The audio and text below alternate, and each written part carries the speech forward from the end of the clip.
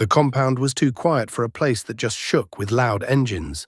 A long line of black SUVs filled the narrow, dusty street in front of number 14 Ede Road, Port Harcourt. Neighbors pressed their faces to windows. Children ran barefoot to the gate.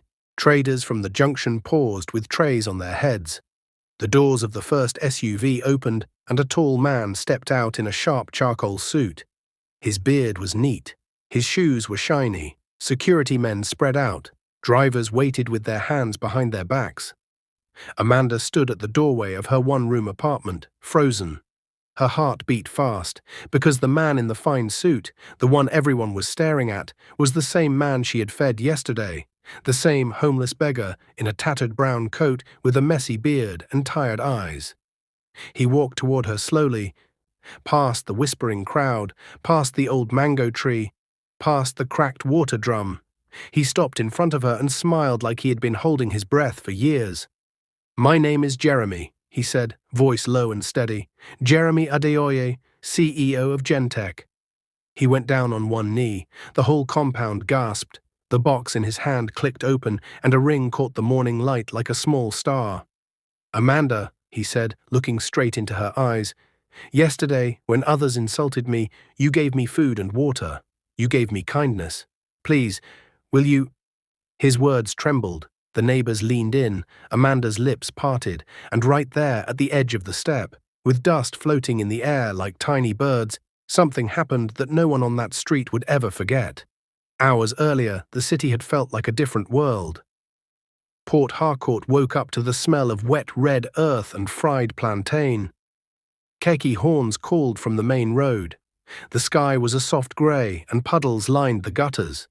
But in a quiet suite at a hotel by Abba Road, a man stared at himself in a mirror and felt a weight inside his chest, heavy and old. He was Jeremy Adeoye, 35, the proud founder of Gentech, a fast-rising Nigerian tech company that had won big awards in Lagos and Dubai. People clapped for him, cameras loved him, investors shook his hand. But when the lights went off, when his phone slept, he knew a truth he could not push away. He was lonely. Money came. Awards came. But love did not. He had tried. Twice he dated women who called him my king and my sunshine. They posted his photos. They smiled at parties. They also stole. One moved money from his account. The other lied to his staff to get deals in her name. When he found out, their love fell apart like paper in rain. He learned to smile on stage and cry inside. So this week, after another trophy and another long speech about vision and impact, Jeremy made a decision. If love would ever find him, it must start from truth. No fancy suit first, no private jet first, no famous name first, not even a phone number first. If someone would love him, it must be for the person he was without the shine. He would hide the shine. "Sir, are you sure?" his chief of security asked that night when he explained the plan. "Very sure," Jeremy said. "We go at dawn. No cameras, no PR, no leaks." They drove out before sunrise. The convoy stopped 2 streets away from a small restaurant where early workers bought jollof rice and chicken in white packs. In the back seat, Jeremy changed his life. Fine beard off, fake rough beard on, clean haircut covered with a short wig of tangled hair, crisp shirt gone, brown tattered coat on, neat shoes out, dusty sandals in. He rubbed his palms with ash, dabbed a little engine oil on the edges of the coat, and stared at himself again. He looked like a man who slept under bridges. He felt strange. He felt free. "Stay back," he told the team. "Watch from far. Do not help me unless I call." He stepped out into the Port Harcourt morning. The pavement was still wet from night rain. The restaurant glowed warm and smelled of pepper and smoke. He stood by the door, avoiding the path of busy people. He watched faces, tired faces, hopeful faces, faces that had seen too much. He waited. The first day was hard. He asked a young woman in a red dress, "Please, sister, I'm hungry, even if it is small rice." She wrinkled her nose. "Lazy man, go and work," she said, and walked off. He turned to another, "Please, small help." "A beg shift," the man snapped, hugging his food pack like a secret. A group of friends laughed as they passed him. Someone called him Mumu. Someone said he was acting beggar. Someone spat near his foot. Jeremy did not argue, he only watched. He wanted to see hearts in their first color, not the color people show when they think there is prize money. He went back to the hotel, hungry and quiet. The next day changed everything. He returned to the same spot in the same tattered coat.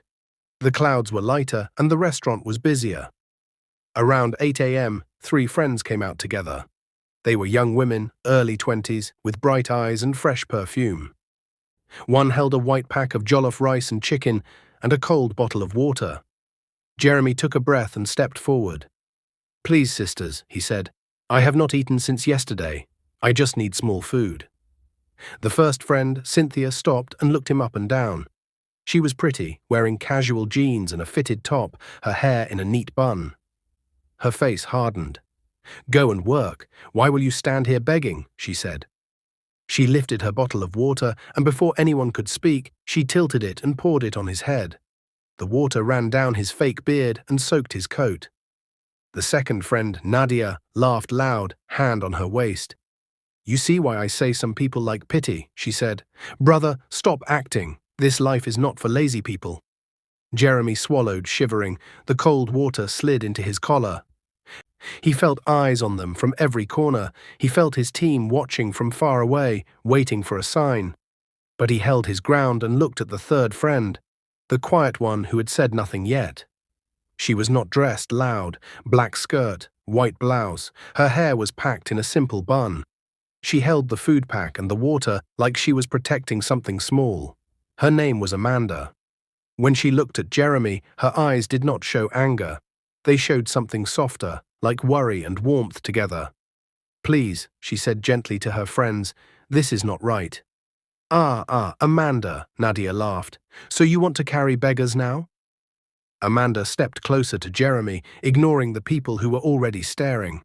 She opened her bag, pulled out a small napkin, and wiped his face like he was her brother. "I'm sorry for the water," she said. "Please forgive them." She opened the food pack, broke the spoon, and placed the pack in his hands. "Take, eat." She pushed the cold bottle of water into his palm. "Please drink." Jeremy's throat tightened. He wanted to say many things at once, but only one came out. "Thank you." Cynthia dragged Amanda's sleeve. "Let's go. Work is waiting." Amanda nodded, then pressed the spoon into Jeremy's fingers like a promise. "Eat now," she said. "The rice is still hot." He stared at her, and a thought rose in his heart like sunrise. If love can be found, it will look like this. She turned to leave. He panicked. "Please, wait," he said. "Sister, what is your name?" She looked back, unsure. "Amanda," she said. "Please, Amanda," Jeremy said, voice shaking. "I know this is strange. But can I have your number, or your address? I want to say thank you again. I don't want to forget you." Cynthia rolled her eyes. This is how they start. Next thing, he will ask for money. Nadia folded her arms.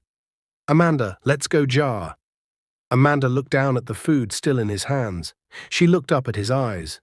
There was something honest there, something tired and true.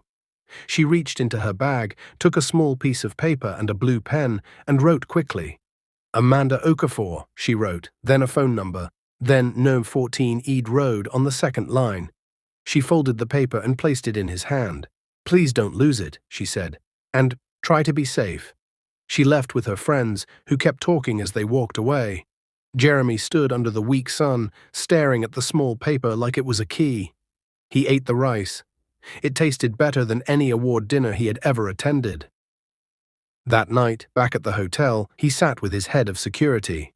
"Tomorrow morning," he said, touching the folded note, "we go to number 14. "Full team?" the man asked. "Full team," Jeremy said, "but no noise." Morning came and the convoy drifted into the street like a quiet storm. Neighbors poured out. A woman pulled her baby to her chest.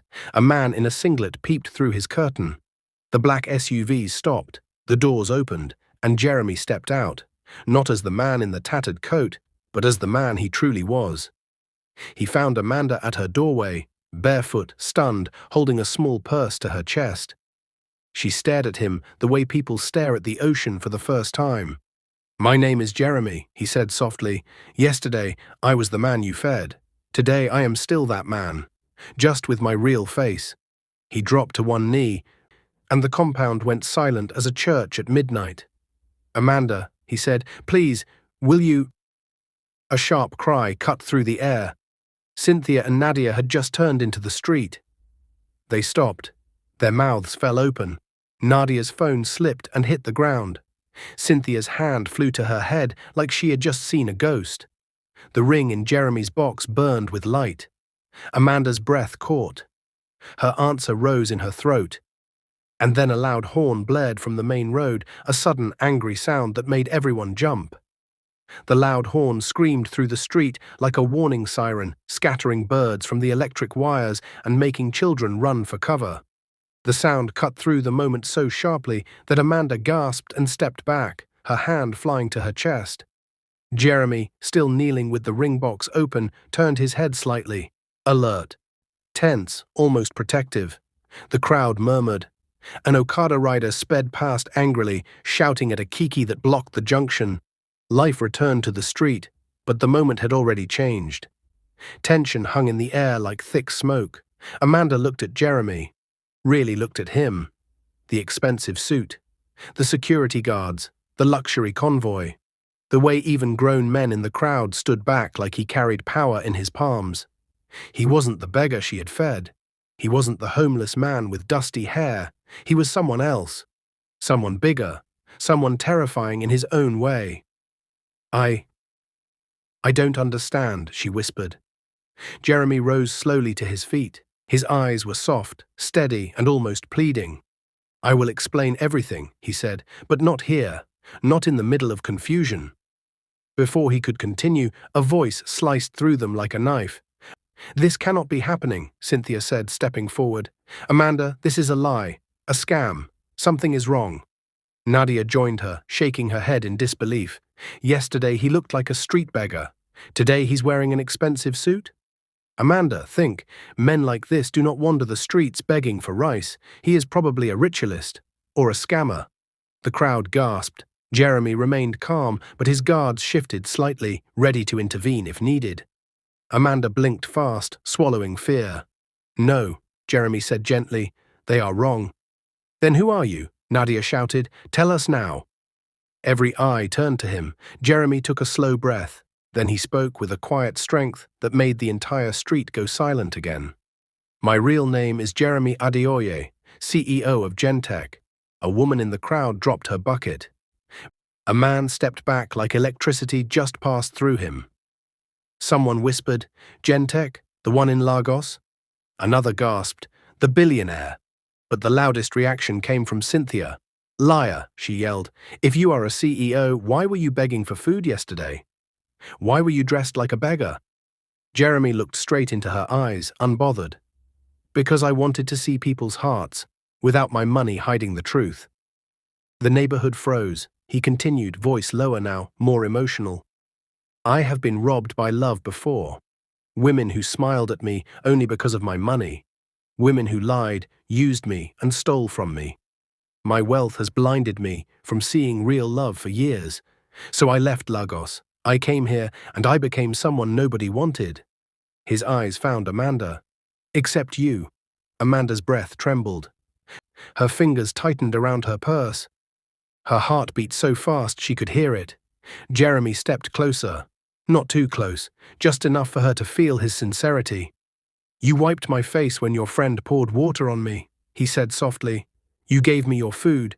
You apologized for other people's cruelty. You showed love when I had nothing to offer. Nothing at all." Amanda's eyes filled with warm tears. Cynthia stepped forward again. "No, no, no, no, Jeremy, or whatever you call yourself. People like Amanda don't marry billionaires. This is some prank, a game, something planned to embarrass her." "That's enough," Jeremy said sharply. The authority in his tone hit the air like thunder. Even his guards stood straighter. He turned to Amanda again, expression gentler. "I didn't come here to play games. I came to ask you a question." His fingers tightened around the ring box, but before he could kneel again, a new voice appeared, old, shaky, and suspicious. "Amanda, what is going on here?" Amanda's mother pushed through the crowd, wrapped in a faded wrapper, her hair in simple braids. Her eyes jumped from the SUVs to the guards, to Jeremy, to the ring box, then finally to her daughter. "Amanda," she whispered, "is this man troubling you?" Jeremy immediately stepped back respectfully. "No, Ma," he said, "I would never trouble your daughter." Amanda opened her mouth to speak, but her mother held her arm. "I heard noise from inside the house," she said. "Now I come out and see a whole—" She looked at the SUVs again.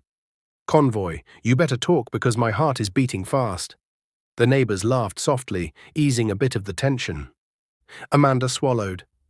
"Mama, this is the man I helped yesterday." Her mother blinked rapidly. "Helped how?" "I gave him food. He was begging." Her mother's eyes almost left her head. "Begging?" Jeremy lifted a hand gently. "Ma, that is true. It was me." Her mother stared at him like her brain was fighting itself. You were the beggar?" "Yes," Jeremy said calmly. Her mother slapped her chest hard. "Jesus have mercy." The crowd giggled again, but the old woman didn't laugh. She looked at Jeremy with sharp, motherly suspicion. "And what are you doing here now?" Jeremy held her gaze respectfully. "I want to propose to your daughter, Ma." Silence. Every single person in the compound froze, even the children. Amanda's mother looked at her daughter, then the ring, then back at Jeremy. "Propose," she repeated, voice cracking. "To my Amanda?" He nodded. Tears rolled down Amanda's face, slow, warm, and full of fear and hope. Her mother took a shaky step forward. "Why?" she asked quietly. "Why her?" Jeremy's voice softened. "Because she showed me kindness when the world spat at me. Because she is the only woman I have met in years who saw a man, not money. Because she fed me when she had little. Because her heart is pure." He paused. "And because I fell in love with her the moment she wiped my face." Amanda covered her mouth with her palm. Her mother held her breath. Cynthia folded her arms angrily. Nadia's eyes filled with regret. Jeremy slowly knelt. The dust rose around him like tiny clouds. His voice trembled, not from fear, but from truth. "Amanda, will you—" "Stop!" Everyone jumped. Cynthia stood forward, eyes red with fury. "Amanda," she said, pointing at her, "if you say yes to him today, you will lose us. He will stop you from talking to us. He will change you. Don't be stupid." The street fell silent. Amanda trembled. Jeremy looked up at her, waiting. Her mother looked at her, pleading for clarity. Cynthia stepped closer. "Choose, Amanda," she said, "your friends, or this stranger." Amanda's heart pounded, her throat tightened, her fingers shook. She opened her mouth. Just as the sky rumbled with a sudden rolling thunder, like the heavens themselves were waiting for her answer. The thunder rolled across the sky like a drum, warning the world that something important was happening. The wind lifted Amanda's braided bun slightly. Her heartbeat was loud in her ears. Every eye in the compound stayed fixed on her, waiting. Cynthia stood with her arms folded, face tight, eyes filled with anger and fear. Nadia stood beside her, suddenly quiet. Her earlier confidence melted into guilt. Amanda's mother held onto her wrapper with both hands, whispering prayers under her breath. Jeremy knelt in the middle of the compound with the ring box open, looking at Amanda with hope that felt fragile. The world paused. "Choose," Cynthia repeated, stepping closer to Amanda. "Your friends, or this stranger pretending to be a billionaire." Jeremy spoke softly, still kneeling. "Amanda, don't let fear push you away from your own happiness." Amanda's chest rose and fell quickly. She remembered yesterday, the cold water on the beggar's head, Cynthia's mocking voice, Nadia's laughter, and her own quiet decision to help, even when her friends shouted at her. Then she looked at Jeremy, the man who wiped tears behind expensive awards, the man who hid his wealth to test hearts, the man who trembled when she gave him a spoon of rice, the man who crossed cities overnight just to tell her she mattered. Tears filled her eyes. She whispered. Cynthia cut in sharply. "Think well. Billionaires don't just pick people from the street." "Let her speak," Jeremy said gently, rising from one knee for a moment. Amanda wiped her eyes with the back of her palm. She tried again. Her mother squeezed her arm. My child, breathe first. Amanda inhaled shakily. When she exhaled, her voice returned, clearer than before. I choose kindness. Cynthia frowned. What does that even mean? Amanda took a step away from her friends. I choose the person who treated me with respect, even when he had nothing. I choose the man who didn't insult me, the man who didn't use me, the man who didn't shame me for showing kindness. Her voice caught. And I choose the man who came back not to embarrass me, but to honor me. Gasps spread through the crowd. Jeremy's chest lifted with a relieved breath. Cynthia shook her head. So you're choosing him over us? Amanda turned to her slowly. I'm choosing myself, she said quietly, because you two haven't treated me like friends for a long time. Nadia's eyes filled with tears. She looked down, ashamed. Cynthia stepped back like she had been slapped. You're making a mistake, she said, voice cracking. A big one. Amanda didn't answer. She turned to Jeremy instead. He slowly went back on one knee. His voice trembled this time. Amanda, will you marry me? The compound held its breath. Amanda wiped her cheeks. Her fingers shook. Her heart raced. And then, yes, she whispered. The street erupted with screams, cheers, and shouts of, Congratulations, oh! Women ululated, children danced around them, elders clapped slowly with wide smiles. Amanda's mother covered her mouth and burst into quiet tears. Jeremy slipped the ring onto Amanda's trembling finger, then stood and pulled her into a soft, warm embrace.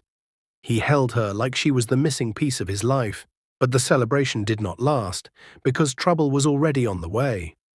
15 minutes later, Amanda sat inside Jeremy's luxurious SUV for the first time. The seats felt like soft pillows. The AC cooled her skin. Security guards rode in the cars behind them.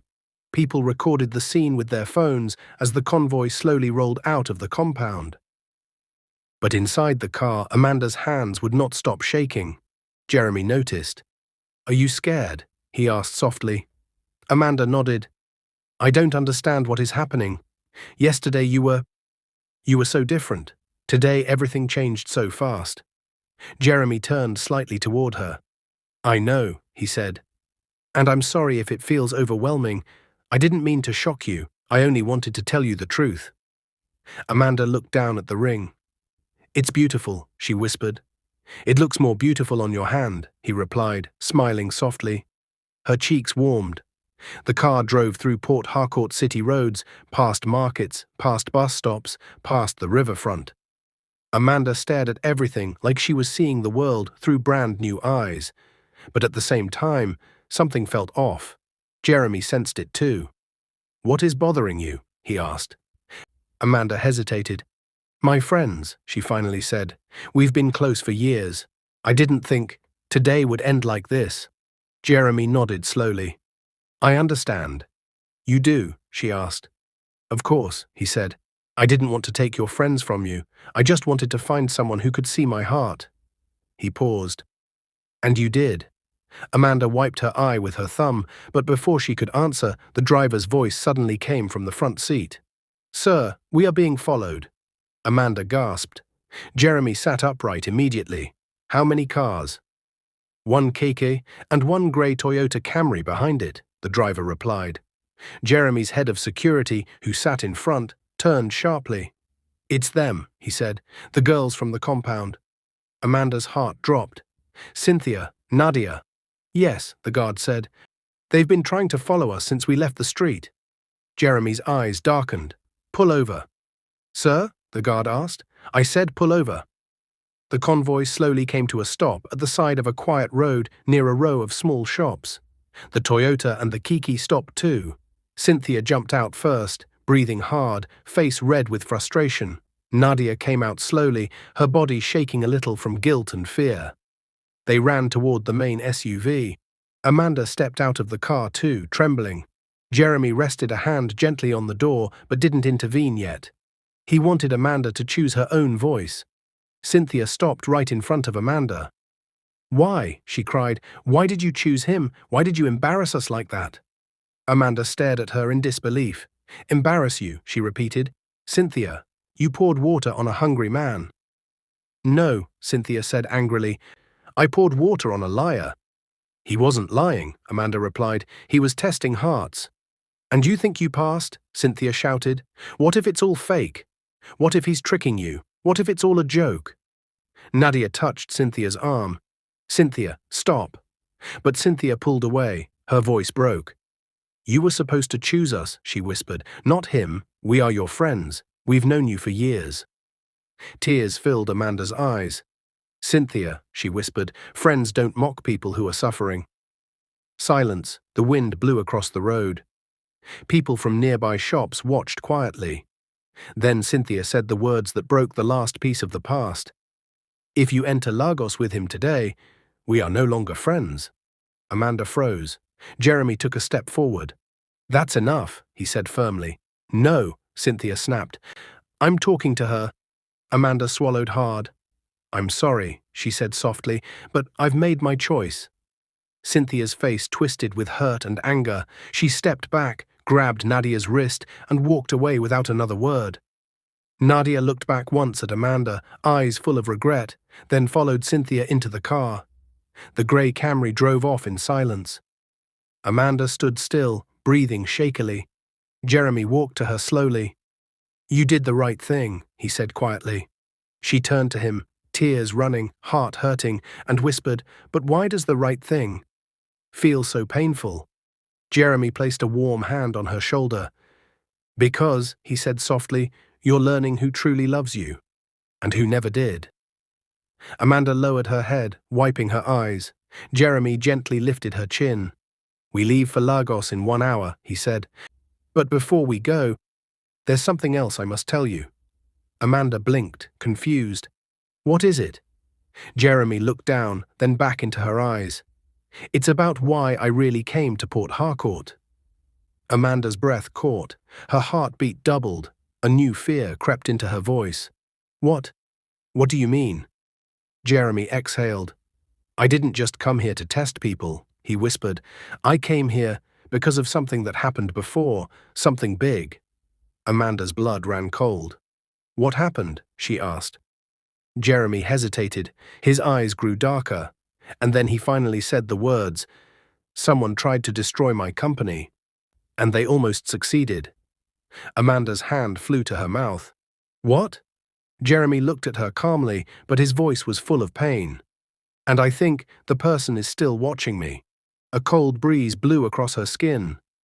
Amanda whispered, Jeremy, are we in danger? Jeremy didn't answer. He only held her hand tighter. The quiet roadside suddenly felt darker. Even though it was mid-morning, the sky seemed to dim for a moment, as if it was listening to Jeremy's words. Amanda's fingers gripped his hand tightly. Jeremy, she whispered, you're scaring me. What do you mean someone tried to destroy your company? Jeremy looked around first, checking the road, checking the windows of nearby shops, checking the mirrors of the SUVs. His security guards stiffened, reading the seriousness on his face. Everyone into the car, he said calmly. We'll talk in a safer place. The urgency in his voice pierced Amanda's chest. Within seconds, the guards formed a protective circle. Amanda was guided back into the SUV. This time she sat even closer to Jeremy. Her body trembling, her heart thumping like a drum inside her ribs. The convoy pulled back onto the road, but everything felt different. It felt like someone, or something, was watching. The SUV drove to a quieter neighborhood in GRA Port Harcourt. They entered a small gated lounge hotel, private, discreet, surrounded by tall trees. Inside the quiet suite, the air smelled of lemon and expensive soap. The windows were closed, curtains drawn. 2 guards stood outside the door. The driver stayed downstairs. Jeremy and Amanda sat at a round table. Amanda's heart wouldn't settle. Please, she said, voice thin, tell me what is going on. Jeremy nodded. He leaned forward, elbows on the table, fingers locked. His eyes were no longer soft. They were heavy with memories. You know Gentech, he began. Everybody talks about our success.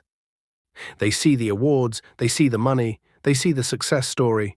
He paused, but no one sees the enemy's success creates. Amanda swallowed hard.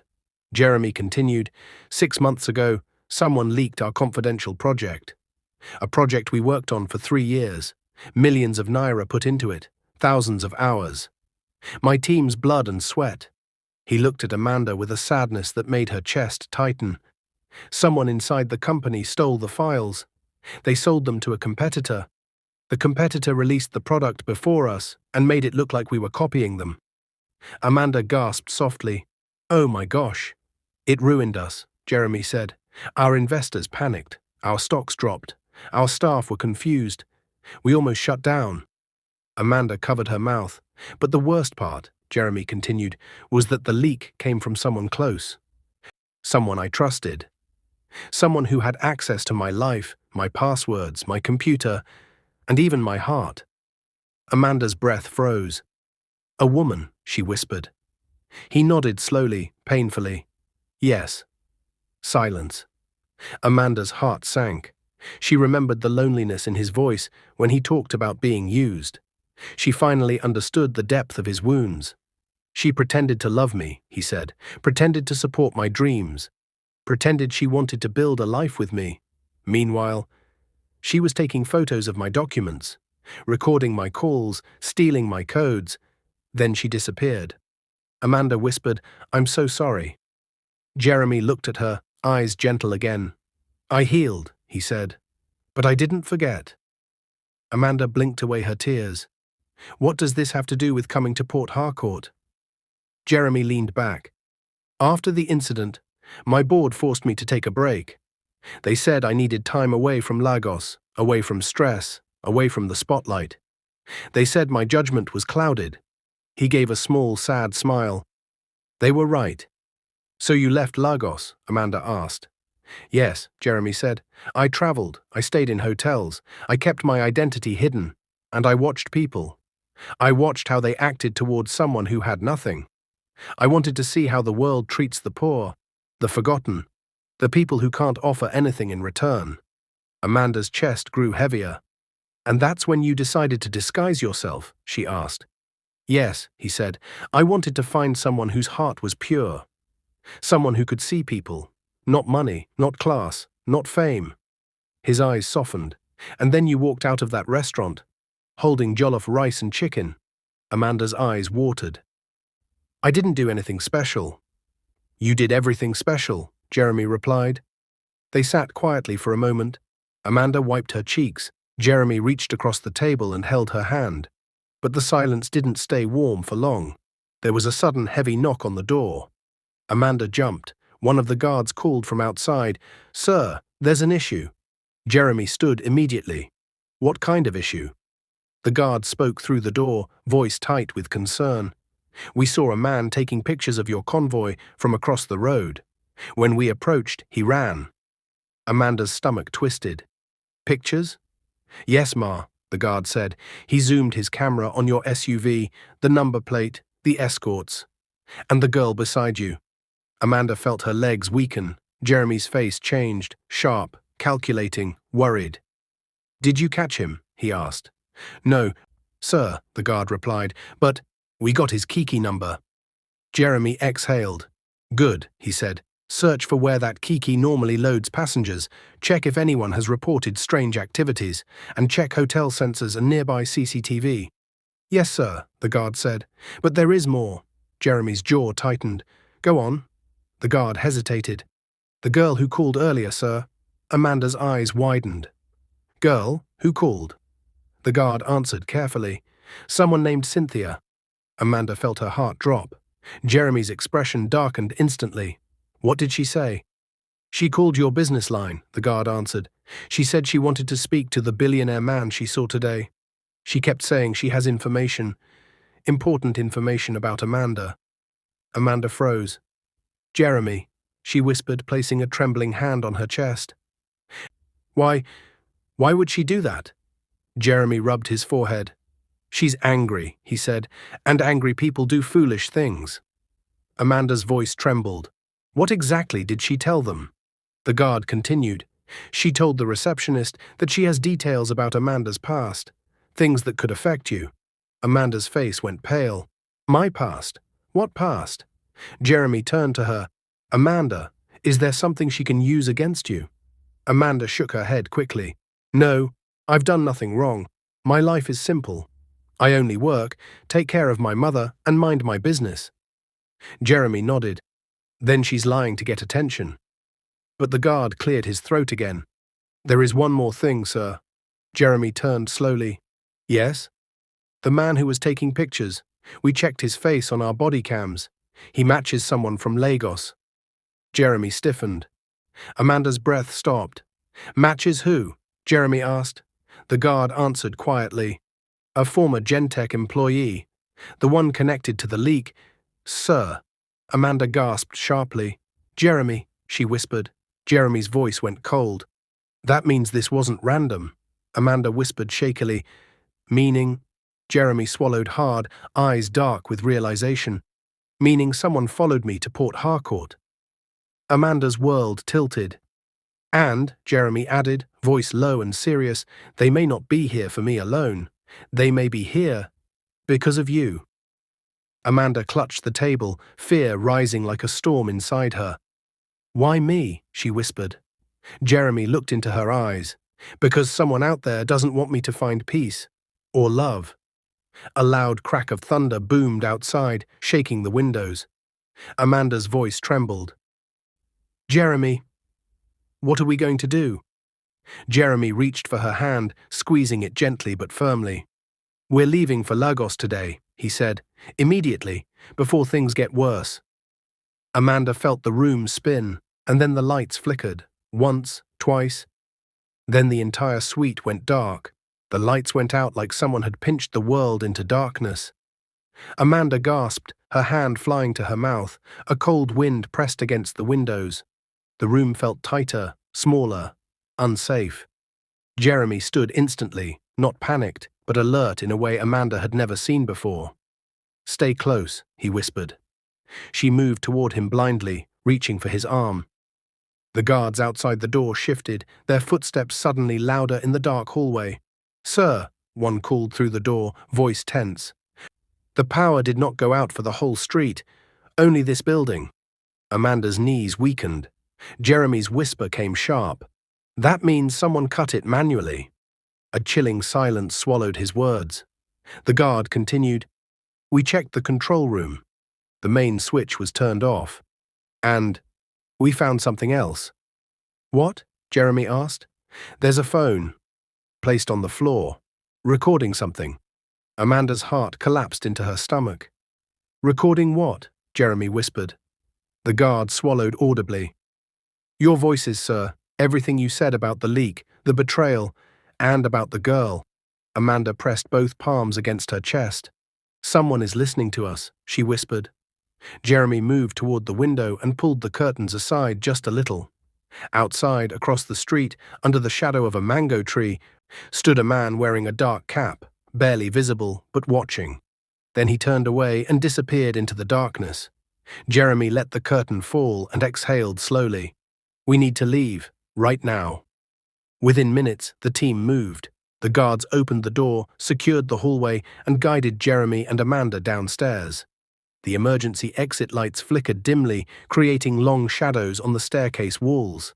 Jeremy didn't let go of Amanda's hand even for a second. At the parking lot, the cars were already running, engines humming low, headlights off. The convoy moved silently, like shadows escaping danger. The ride to the airport was tense. Amanda stayed pressed to Jeremy's side as they moved through Port Harcourt roads. Every passing car looked suspicious. Every person walking at night felt like a threat.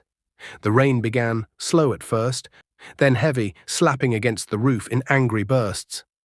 Amanda whispered, Jeremy, what if the people who leaked your project are following us because of us? Jeremy squeezed her hand. They followed me, he said gently. Not you. You only got dragged into this because you were kind to the wrong man at the wrong time. Amanda blinked. You're not the wrong man. Jeremy breathed in deeply. Maybe not. But I brought danger to your doorstep. No, Amanda whispered, shaking her head. You brought hope. Jeremy closed his eyes briefly. She meant it. They arrived at the private wing of Port Harcourt International Airport under pouring rain. The runway lights glowed through the storm. The jet was ready, engines warm, stairs down, crew waiting. As they approached the aircraft, Jeremy noticed something. A black motorcycle parked too close to the fence. The rider wore a helmet, visor dark. Watching. Jeremy's guard leaned in. "Sir, same man from GRA." "So he followed us again," Jeremy muttered. Amanda looked up, fear climbing her spine. "Jeremy, he won't follow us to the sky, right?" Jeremy forced a small smile. "No, once we're in the air, we're safe." But his jaw tightened. Someone targeting him was one thing, someone targeting Amanda too. That was different. That crossed a line in his heart. He stepped onto the jet stairs first, then reached down to take Amanda's hand. "Once we reach Lagos," he said, "you'll stay with me. You won't walk alone. You won't take public transport. You won't leave the office without security. Not until I know who is behind this." Amanda nodded slowly, though her hands shook. "Okay." They were halfway up the stairs, when a sharp shout came from behind. "Wait!" Jeremy turned immediately. Amanda turned too, gripping his arm. Two figures ran toward the jet through the rain. Cynthia and Nadia, soaked, breathless, crying. Jeremy's guards moved instantly, blocking them before they came close. Amanda's jaw dropped. "Cynthia! Nadia! What are you doing here?" Cynthia fell to her knees in the rain. "Amanda, please, don't go like this. We're sorry," Nadia sobbed behind her. "We didn't come to fight. We came because we're scared. Something strange is happening." Jeremy narrowed his eyes but didn't interrupt. Amanda swallowed. "What do you mean, something strange?" Cynthia looked up with trembling lips. "After you left the compound, someone approached us." Jeremy's body stiffened. "A man?" "Yes," Cynthia whispered. "Dark-skinned. Beard, cap. He asked questions about you, about the beggar, about Amanda. He knew your name, Jeremy. He knew about your company. He even knew Amanda gave you food." Amanda felt her soul turn ice cold. "He warned us not to trust you," Nadia added through tears. "He said you're dangerous and that you're hiding something big." Jeremy's face hardened. Cynthia continued, voice breaking. "When we told him to leave us alone..." His words changed. Amanda waited, heart pounding. "What did he say?" Jeremy asked. Cynthia wiped rain and tears together. "He said, 'Tell that girl to stay away from Jeremy, or she will regret ever meeting him.'" A blade of fear pierced the air. Amanda's legs nearly gave out. Jeremy caught her immediately. His voice dropped into something protective, something cold, something furious. "He threatened her?" Cynthia nodded, sobbing. Nadia added quietly, "We followed your convoy, not because we wanted to cause trouble, but because we were scared something bad might happen to Amanda." The rain pounded harder, like the sky wanted the truth to sink deeper. "Amanda," Cynthia whispered, "we were wrong. We were jealous. We were stupid. But please, forgive us. We didn't know something like this was happening behind the scenes." Amanda covered her mouth, overwhelmed. Jeremy looked at his guards. "Run the CCTV again. Get the man's face. Cross-check Lagos records. Track every number that called our line today." "Yes, sir," two guards responded. He turned back to Cynthia and Nadia. "You both need to leave now. Go home. Stay indoors. Don't talk to anyone about this." Cynthia nodded. "We will." But Nadia held Amanda's hand gently. "Please be safe." Amanda hugged her tightly without thinking. Jeremy watched the three women, something shifting in his eyes, a blend of protection, fear, and fierce love. Finally, he whispered, "Amanda, we must go." Amanda nodded. Her friends stepped back as the guards escorted them away. Jeremy guided Amanda up the last steps of the jet. Inside the cabin, the lights were warm and calm, like a different world entirely. The storm outside was muffled by thick walls. Amanda sat, shaking lightly. Jeremy sat beside her. She whispered, "Jeremy, you think the man following us is the same person who betrayed you?" Jeremy looked out the window at the dark, wet runway. Then he turned back to her. "Amanda," he said slowly, "I think it's worse." Her breath caught. "How worse?"